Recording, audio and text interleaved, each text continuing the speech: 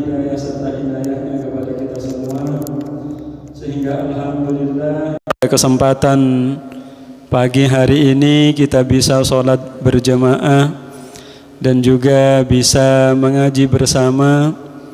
Semoga kehadiran kita semua di majelis ini dicatat sebagai tambahan amal ibadah oleh Allah Subhanahu wa taala. Amin amin ya rabbal alamin. Salatullah wa salamuhu semoga tetap tercurahkan keharibaan junjungan kita, yaitu Nabi besar Muhammad sallallahu alaihi wasallam, yang mana beliau merupakan harapan kita kelak di akhirat. Semoga termasuk umat beliau dan mendapatkan syafaat dari beliau. Hadirin yang saya hormati, sekarang ini kita sudah melewati pertengahan Ramadan. Dan kadangkala di pertengahan Ramadan ini semangatnya sudah menurun. Kadang banyak mengalami kemajuan, terutama sholat tarawihnya. Jadi sholat tarawihnya tambah maju, tiap hari tambah maju, akhirnya agak habis. Nah, ini perlu kita renungi bersama. Di antaranya semangat dalam Ramadan ini harus kita pupuk kembali. Karena kenapa? Karena Ramadan ini dinantikan oleh banyak sekali orang. Banyak sekali umat Islam yang ingin sampai ke Ramadan, tetapi kadangkala mereka umurnya tidak sampai. Sehingga kita ini diberi kesempatan umur oleh Allah bisa sampai ke Ramadan. Ini merupakan nikmat yang sangat besar dari Allah. Jadi kenikmatan kesehatan dan juga umur ini seharusnya kita upayakan untuk digunakan dengan sebaik mungkin, terutama di kesempatan Ramadan. Karena nikmat Ramadan itu merupakan nikmat yang sangat istimewa dari Allah Subhanahu wa taala. Di antaranya lagi perlu kita renungi tentang keutamaan-keutamaan Ramadan. Salah satu keutamaan Ramadan itu ada yang berkenaan dengan masalah Ramadan itu sendiri, ada juga berkenaan dengan masalah puasa. Pertama, di antara keutamaan Ramadan, Rasulullah sallallahu alaihi wasallam bersabda, "Idza jaa Ramadan futihat abwabul jannah." Jika datang bulan Ramadan, maka dibukakan pintu-pintu surga. Pintu-pintu surga dibukakan oleh Allah. Wa ghuliqat abwabun nar, dan ditutup pintu-pintu neraka. Ini hadis ini diantaranya menjelaskan betapa mudahnya atau dipermudahnya seseorang untuk berbuat amal kebaikan di bulan Ramadan. Jadi di bulan Ramadan itu kalau kita lihat ngaji kadang beda dengan bulan-bulan yang lain. Sholat juga berbeda. Sehingga kemudahan-kemudahan yang diberikan oleh Allah ini seharusnya kita upayakan semaksimal mungkin. Bagaimana kesempatan ini benar-benar kita jaga. Dan juga wasufidatis syayatin, dan setan-setan dibelenggu. Setan-setan itu dirantai oleh Allah. Ini saking memuliakan bulan Ramadan. Jadi tidak ada yang mengganggu. Setan-setan sekarang itu dirantai, tidak mengganggu orang mukmin. Walaupun ini masih ada pertanyaan atau ada perbedaan ulama. Dibelenggu itu seperti apa? Ini perlu penjelasan. Tetapi jelas di hadis ini bahwa setan-setan dibelenggu. Itu harus kita pahami dan kita yakini. Ini menurut Rasulullah. Sehingga sudah banyak, pertama tadi kemudahan dalam berbuat kebaikan, yang kedua yang mengganggu kita untuk bermaksiat itu sudah berkurang. Walaupun ada lagi, tetap ada hawa nafsu. Tetapi setan itu kan punya pengaruh juga dalam kejelekan, dan ini sudah dikurangi oleh Allah.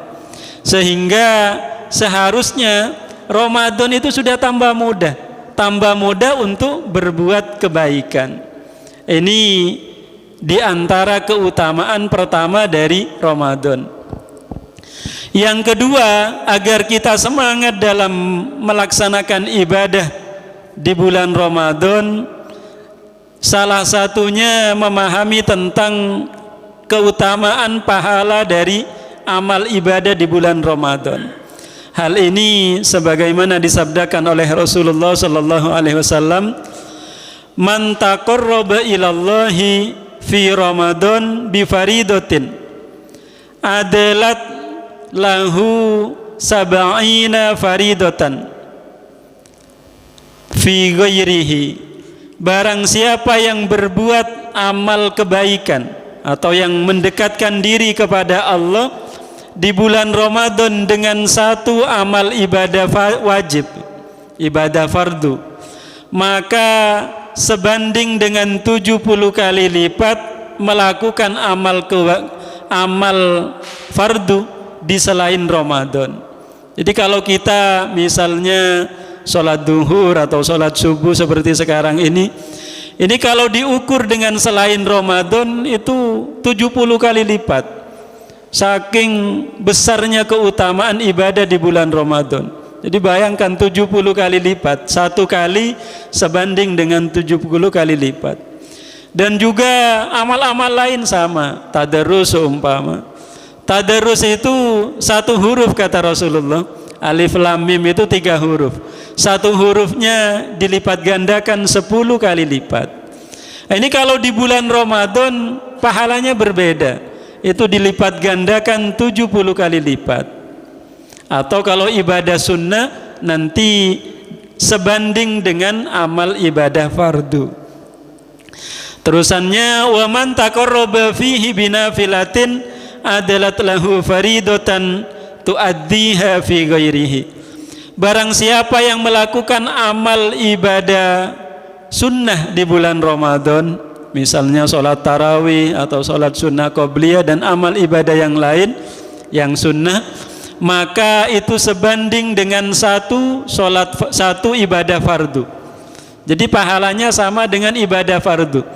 Karena ibadah fardu satu itu sebanding dengan 70 kali ibadah sunnah. Sehingga kalau melakukan ibadah sunnah satu kali itu kelipatan 70 kali lipat atau seperti ibadah fardu. Seperti tadi baca Al-Quran seumpama. Baca Al-Quran satu huruf itu 10 kebaikan. Ini kalau hitung-hitungan kebaikan. Jadi hitungan kebaikan itu gak apa-apa. Pertama karena menambah semangat. Dan kebaikan itu, pahala itu sebenarnya salah satu bukti keridhaan Allah. Jadi di bulan Ramadan itu keridhaan Allah itu tambah besar, tambah mudah. Jadi kembali, misalnya orang baca Al-Quran satu huruf, di selain Ramadan dilipat gandakan 10 kali lipat. Kalau di bulan Ramadan berbeda, dilipat gandakan 10 tadi itu dikalikan 70 kali lipat. Jadi 10 kali 70, 700. Nah ini kalau di bulan Ramadan. Jadi ibadah fardu di bulan Ramadan seperti ibadah 70 kali fardu di selain Ramadan. Dan ibadah sunnah di bulan Ramadan itu sebanding dengan 70 kali lipat atau satu ibadah fardu. Ini keutamaan, salah satu keutamaan dari Ramadan, dari bulannya ini. Dan banyak sekali keutamaan Ramadan yang lain. Ini cukup, ini mungkin keutamaan Ramadan. Di antara keutamaan yang lain yaitu berkenaan dengan puasa. Puasa itu di antara keutamaannya Rasulullah sallallahu alaihi wasallam bersabda, "As-siyamu nisfus sabri." Puasa itu separuh dari sabar. Jadi orang berpuasa berarti telah melaksanakan separuh dari kesabaran. Berarti orang yang tidak berpuasa, kata Imam Al-Ghazali, orang yang tidak berpuasa itu meninggalkan separuh dari kesabaran atau meninggalkan seperempat dari keimanan. Jadi orang yang tidak berpuasa keimanannya itu berkurang seperempat. Kenapa demikian? Karena ukuran sabar dan puasa ini ada kaitannya dengan iman. Ukurannya seperti ini. Tadi disabdakan bahwa as-shaumu nisfus sabri. Puasa itu separuh dari kesabaran. Di hadis yang lain Rasul bersabda, as-sabru nisful iman. Sabar itu separuh dari keimanan. Jadi puasa separuh dari sabar, sabar separuh dari keimanan. Berarti puasa itu seperempat dari keimanan. Sehingga orang-orang yang tidak berpuasa berarti seperempat dari keimanannya tidak ada. Karena itu usahakan untuk di bulan Ramadan insya Allah puasa semua. Karena itu puasa dan sabar ini punya keterkaitan. Salah satunya keterkaitan dalam masalah pahala. Orang-orang yang sabar sebagaimana di Al-Quran disebutkan, pahala kesabaran itu tidak terhitung. Jadi balasan bagi orang yang sabar itu oleh Allah diberi pahala yang tanpa batas. Di Al-Quran disebutkan, innama yuwaffas sabiruna ajrahum bighairi hisab. Dan orang-orang yang sabar itu akan dipenuhi pahalanya tanpa hitungan. Jadi sabar itu kan ada 3 kata ulama. Pertama ada kesabaran dalam melaksanakan taat. Yang kedua ada kesabaran dalam meninggalkan maksiat. Yang ketiga kesabaran dalam menghadapi berbagai ujian atau musibah. Nah, kesabaran seperti ini pahalanya sangat besar sekali. Di antaranya Ramadan ini kita melaksanakan perintah Allah itu masuk bagian dari kesabaran. Orang-orang yang sabar itu pahalanya akan diberi tanpa batas oleh Allah. Dan puasa ini merupakan bagian dari kesabaran. Sehingga pahalanya juga seperti itu. Sehingga dalam sebuah hadis disebutkan oleh Rasulullah, kullu amal ibni Adam bi asyri amthaliha. Setiap amal ibnu Adam itu ada ukuran pahalanya. Jadi tadi itu ada kalkulasinya, baca Quran 1 huruf 10 begitu. Dan yang lain sama. Setiap amal kebaikan itu dilipat gandakan 10 kali lipat ila sab'i mi'ati dhi'fin, sampai 700 kali lipat. Itu amal-amal yang lain. Kecuali puasa, illa siyam fa innahu li wa ana ajzi bihi. Kecuali puasa kata Rasulullah. Puasa itu untuk saya kata Allah, wa ana ajzi bihi, dan saya yang akan membalasnya. Jadi balasan puasa itu istimewa. Langsung Allah sendiri yang membalas pahala puasa. Karena puasa termasuk bagian dari kesabaran. Sehingga pahalanya itu bisa sangat banyak sekali. Bisa, walaupun ini berbeda-beda antara satu orang dengan yang lain. Karena bergantung juga dengan kualitas pahalanya.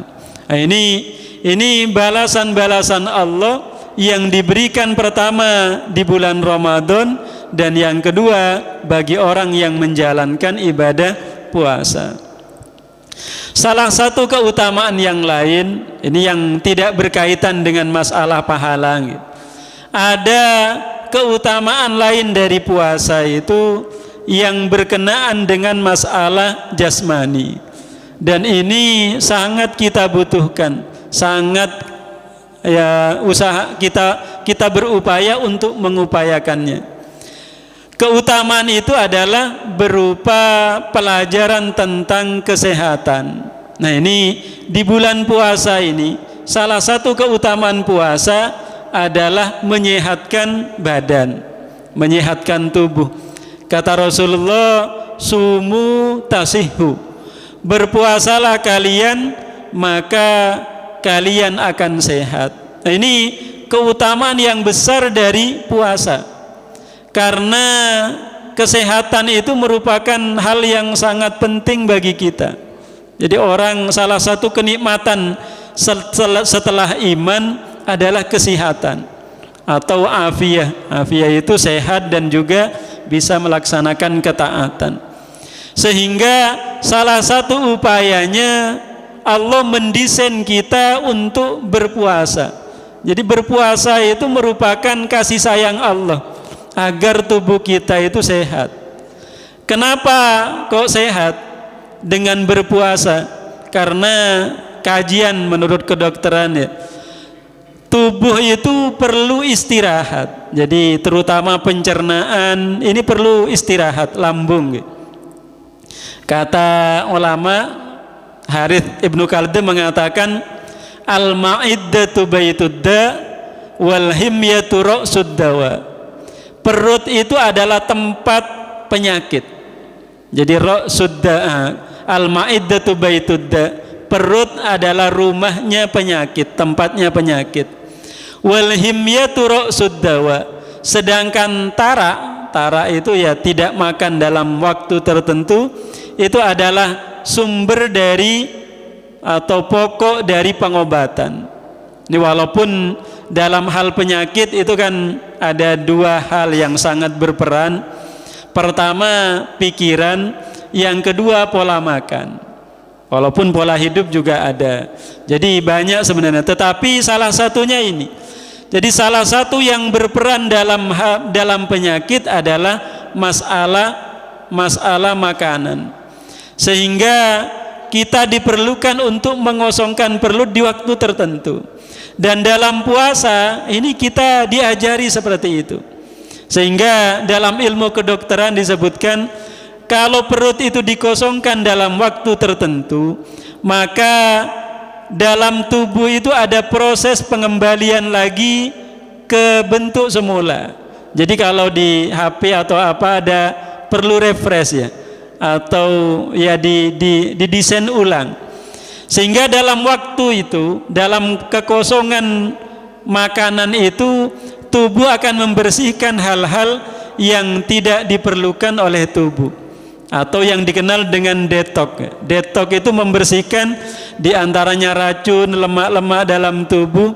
Ini semuanya dibersihkan, dan ini merupakan cara Allah untuk menjaga kesehatan kita. Sehingga kalau puasa itu dijalani dengan baik dan benar, di antara manfaatnya itu, jadi sumu tasihu, berpuasalah kalian maka kalian akan sembuh. Jadi ini pelajaran penting bagi kita. Di antaranya dengan puasa itu kita diajari untuk menjaga pola makan.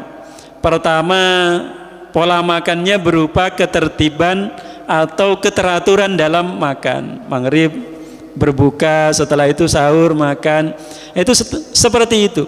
Dan ini kalau kita lihat bagi tubuh sangat bagus sekali. Ini tentang hal makanan. Dan Al-Quran memang sangat menekankan untuk menjaga pola makan ini. Kenapa? Karena pola makan itu akan berdampak terhadap ibadah. Jadi ada kaitan antara pola makan dan ibadah. Di Al-Quran disebutkan, kulu minat thayyibati wa'malu sholiha. Makanlah kalian dari makanan-makanan yang baik, wa'malu sholiha, dan beramallah dengan amal-amal yang baik. Jadi amal yang baik itu kata ulama, itu diantaranya dampak dari makanan-makanan yang baik. Jadi orang yang makanannya baik, maka nanti secara otomatis itu akan mengarah kepada amal-amal yang baik. Sehingga begitu juga sebaliknya, makanan-makanan yang jelek itu juga akan berdampak ke kualitas ibadah. Sehingga hal itu juga dijaga oleh Islam. Islam itu tidak hanya mengajarkan kita untuk bagaimana tata cara sholat atau yang lainnya, tetapi dalam hal makan pun diatur oleh Allah. Makan makanan yang baik itu di antara caranya adalah wa kulu mimma razaqakumullah halalan thayyiba. Ini ada 3 hal yang penting masalah makan. Yang pertama kata Allah, makanlah kalian dari apa yang kami rizkikan. Pertama yang perlu diperhatikan halalan thayyiba. Pertama adalah kehalalannya. Karena sebetapapun bergizinya makanan, kalau sudah tidak halal, maka bagi tubuh itu tentu tidak baik. Mungkin menurut kedokteran ya baik-baik saja, tetapi secara Islam itu sangat berbahaya makanan haram itu. Sehingga pernah Kiai Hamid Pasuruan itu suatu hari pernah kedatangan tamu. Lalu beliau itu sebelum pulang, jadi tamunya sebelum pulang ini memberikan amplop. Isinya agak banyak, tetapi setelah itu Kiai Hamid memanggil khodamnya. Uang itu ini siapa namanya? Pokoknya manggil khodamnya. Ini uang ini kata Kiai Hamid, masukkan ke dalam panci. Suruh masukkan ke dalam panci. Setelah kamu masukkan di panci, kamu beri air. Ini khodamnya bingung. Uang agak banyak seperti ini kan eman begitu. Takutnya takut rusak begitu ya. Suruh taruh di panci, suruh kasih air. Setelah itu biarkan begitu ya, dibiarkan. Lama kelamaan dipanggil lagi khodam tadi ke sini begitu. Sampean buka tadi, tutup panci itu bawa ke sini. Setelah itu dibawa dan dibuka. Itu ternyata uang itu baunya sangat busuk sekali. Jadi uang yang ada dalam panci itu baunya sangat busuk. Lalu Kiai Hamid berkata ke khodamnya, seperti ini dampak makanan yang haram bagi tubuh. Jadi kalau orang memahami ini, maka niscaya dia tidak akan makan makanan haram. Tapi beliau aulia, jadi aulia itu kadang diberi karomah oleh Allah untuk bisa mengetahui mana yang haram, mana yang halal. Dan Kiai Hamid hanya menjelaskan bahwa salah satu bukti makanan haram itu. Jadi Kiai Hamid itu menunjukkan bahwa itu maka uang ini dari barang haram. Sehingga ya tidak ngerasani orang ini bentuk karomah. Jadi beliau menunjukkan ke khodamnya hati-hati terhadap makanan haram. Karena dampaknya bisa seperti ini. Kalau dimakan ini dalam tubuh akan berbahaya. Sehingga pertama yang perlu kita perhatikan dalam masalah makan adalah masalah kehalalan. Yang kedua, thayyibah. Thayyibah itu bergizi atau baik ya. Baik. Nah, ini juga perlu kita perhatikan. Pertama kehalalan, yang kedua masalah bergizi atau tidak. Karena sekarang itu sudah banyak makanan-makanan instan yang kadang prosesnya sudah tidak sehat. Itu juga perlu kita perhatikan karena nanti akan berdampak terhadap tubuh. Ini yang kedua. Yang ketiga yang tidak kalah pentingnya adalah wala tusrifu. Jadi ini yang ketiga ini juga sangat penting. Pertama sudah halal, halal. Yang kedua sudah thayyib. Dan yang ketiga ini yang sangat penting juga, yaitu dalam Al-Quran disebutkan wa kulu washrabu wala tusrifu. Makanlah kalian dan minumlah, tetapi wala tusrifu, jangan berlebih-lebihan. Innallaha la yuhibbul musrifin. Allah tidak menyukai orang-orang yang berlebih-lebihan. Nah, ini masalah makanan ini juga berdampak ke tubuh. Masalah kelebihan ini, kelebihan makanan. Sehingga kesehatan itu ini juga terkait, sangat bergantung dengan yang ketiga ini. Sehingga salah satu teladan kita yaitu Rasulullah itu merupakan orang atau manusia yang sangat sehat sekali. Bahkan di usia beliau sampai 63 tahun, beliau itu hanya sakit 2 kali. Jadi sangat sehat sekali. Kalau kita kan sudah sering sekali sakit. Jadi ini perlu kita belajar dari pola makan Rasulullah. Walaupun banyak sekali caranya, tetapi dalam rahasia kesehatan Rasulullah itu ada hal yang sangat penting sekali yang perlu kita teladani, kita upayakan. Walaupun masalah makanan ini sulit kadang. Saya sendiri kadang masih sulit, sangat sulit. Sehingga perlu kita sama-sama belajar.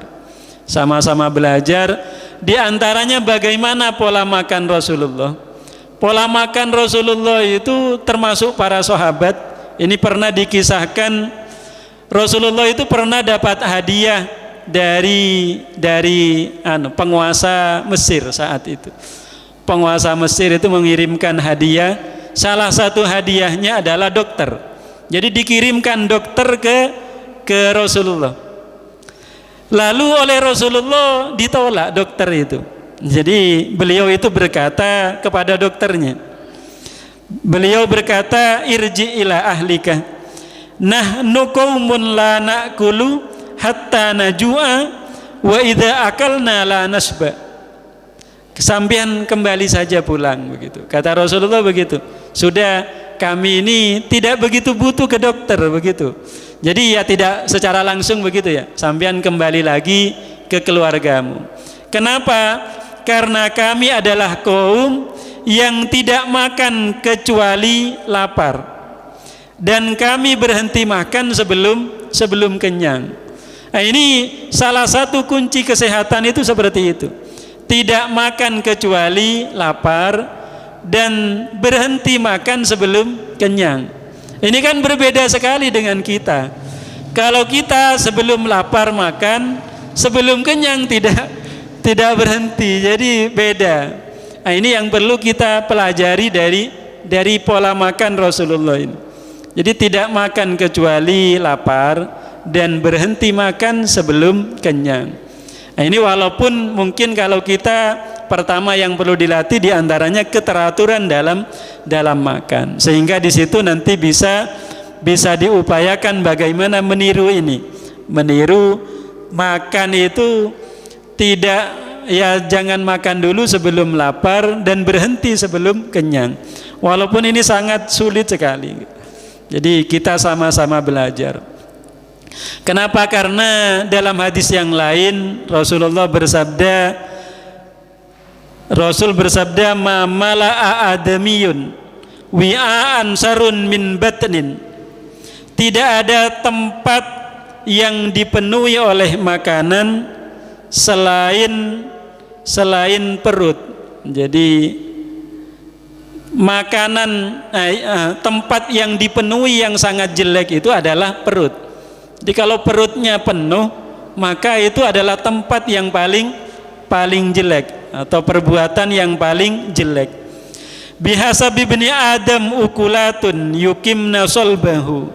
Maka cukup bagi ibnu Adam untuk beberapa suap saja. Nah, ini sulit sekali kalau kita. Jadi beberapa suap makanan itu sebenarnya cukup. Dan puasa itu membuktikan bahwa orang tidak makan dalam beberapa jam itu masih bisa beraktivitas. Jadi aktivitasnya biasa saja, ya tetap hampir sama, walaupun untuk pekerja keras mungkin agak kurang sedikit. Sehingga dulu saat Rasulullah bersama para sahabat berperang itu salah satunya di bulan Ramadan, dan itu tidak mengurangi stamina mereka dalam berperang, karena memang kebutuhan dalam makan itu sebenarnya ya memang tidak terlalu banyak. Tetapi kebutuhan dalam syahwat atau keinginan itu yang seringkali berlebihan. Tetapi kalau tidak bisa seperti itu, kata Rasulullah, fa in kana la mahalatah. Kalau kita kan nggak kuat kalau hanya makan beberapa suap saja seumpama, atau setengah piring kadang ya masih kurang. Tapi itu nggak apa-apa. Jadi diteruskan oleh Rasulullah, fa in kana la mahalata fa thuluthun li ta'amihi wa thuluthun li syarabihi wa thuluthun li nafasihi. Kalau memang tidak memungkinkan, maka upayakan perut itu dibagi 3. Yang sepertiga untuk makanan, sepertiga untuk minuman, dan sepertiganya lagi untuk nafas. Jadi intinya makan itu ya jangan berlebihan. Kalau memang tidak terlalu perlu, ya usahakan dikurangi. Tapi kadang ya kembali lagi, ini hal yang sulit, dan ini oleh Allah dilatih dengan puasa. Jadi puasa itu latihan pertama untuk keteraturan makan. Yang kedua yaitu berupaya menahan diri dari terlalu dalam makan, tidak berlebih-lebihan dalam makan. Nah, semoga di kesempatan Ramadan ini semangat kita pertama kita pupuk dalam Ramadan ini merupakan harapan kita. Dari sebelum-sebelumnya kita sudah berdoa kepada Allah untuk bisa sampai ke Ramadan. Dalam doanya, Allahumma barik lana fi Rajab wa Sya'ban wa ballighna Ramadan. Dan sekarang kita sudah sampai. Jadi doa kita kan itu, ya Allah berkahi kami di bulan Rajab dan bulan Sya'ban, dan sampaikan kami di bulan Ramadan. Dan sekarang sudah sampai. Jadi kita menanti itu sudah dari bulan Rajab, 3 bulan sebelumnya atau 2 bulan sebelumnya. Kalau sahabat malah 6 bulan sebelumnya. Jadi dulu orang-orang dulu itu menantikan Ramadan itu setengah tahun yang lalu. Jadi kata ulama, sahabat itu 1 tahun itu dibagi 2. Yang setengahnya setelah bulan Ramadan mereka berdoa agar apa yang dilakukan di bulan Ramadan diterima, dan di pertengahan tahun mereka berdoa agar bisa sampai di bulan Ramadan. Jadi sangat menantikan sekali datangnya bulan Ramadan karena keutamaan yang besar dari bulan Ramadan. Yang kedua, kita mengkaji kembali tentang keutamaan puasa. Dan yang ketiga, semoga kita semua diberi hidayah oleh Allah, diberi taufik untuk bisa meneladani puasa, diantaranya dengan dalam hal pola makan. Semoga kita semua diberi kesehatan oleh Allah dan kuat untuk menjalankan ibadah. Walaupun untuk sakit sendiri itu juga sebenarnya bagian dari karunia Allah. Di sana juga ada banyak karunia yang diberikan oleh Allah. Tetapi tentu kesehatan itu yang lebih penting. Mungkin itu yang dapat saya sampaikan, kurang lebihnya mohon maaf. Hadanallahu wa iyyakum ajmain. Kita tutup dengan doa kafaratul majlis. Subhanakallahumma wa bihamdika asyhadu an la ilaha illa anta astaghfiruka wa atubu ilaik. Assalamualaikum warahmatullahi wabarakatuh.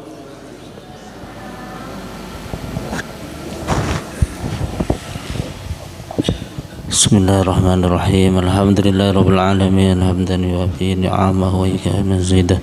Ya Rabbana lakal hamdu kama yanbaghi li jalali wajhika wa 'azimi sultanik.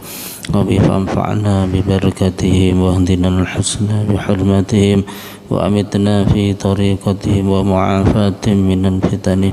Rabbana anfa'na bima 'allamtana, rabbi 'allimna alladhi yanfa'una, rabbi fakkihna wa fakkih lana wa qarabatin lana fi dinina. Subuhun qudusun rabbuna wa rabbul malaikati warruh. Subuhun qudusun rabbuna wa rabbul malaikati warruh. Asyhadu an la ilaha illallah, astaghfirullah. Nas'aluka ridhaka wal jannah wa na'udzubika min sakhatika wan nar.